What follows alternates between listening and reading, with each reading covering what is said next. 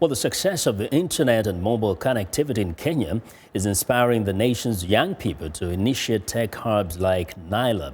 This is a business incubator focused on providing the right ingredients to turn business ideas into viable startups, which can compete on a global scale. Africa 54's Paul Ndiho has our report.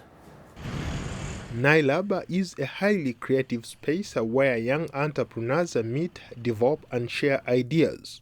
It's a business incubator and support center that provides innovators with the infrastructure for business growth, and where budding entrepreneurs can see their concepts take off. Sam Gichuru is the CEO, Nailab. Nailab is a space for young innovators to come and try to see whether their ideas can become businesses.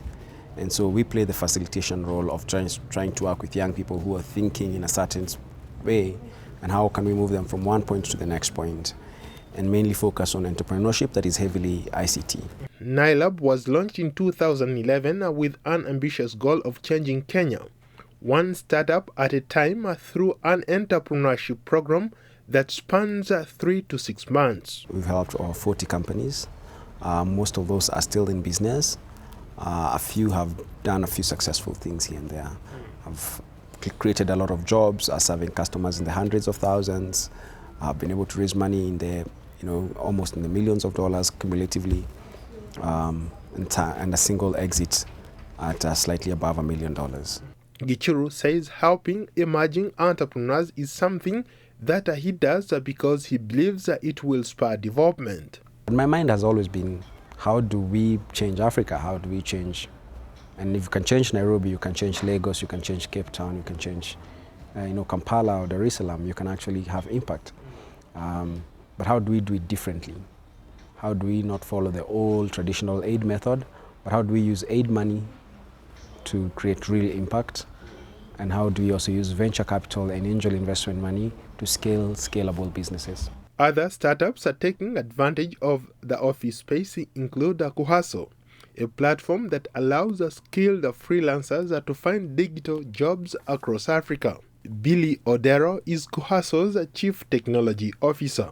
I've been working on the industry for quite a while, and one thing that you realize is that a lot of people are always coming to you and asking you, do you know someone who can do this? Do you know someone who can do this? And that's just a standard across. And one thing we realize is that there's a lot of demand for people who can do certain jobs, but people don't really know where to find them. So we figured, why not come up with a platform that can connect it. Apps are the rage for a growing number of mobile devices, and young people are taking advantage of this revolution. Bevere Mbeki is the Chief of Operations at Kuhaso. Automatically to posting a job, I'll choose the category that we are a new company. Job, there is a micro budget, which is in Kenyan shillings. I'll have an option to mark the job as complete, after which they will review and give feedback about the experience working with the developer.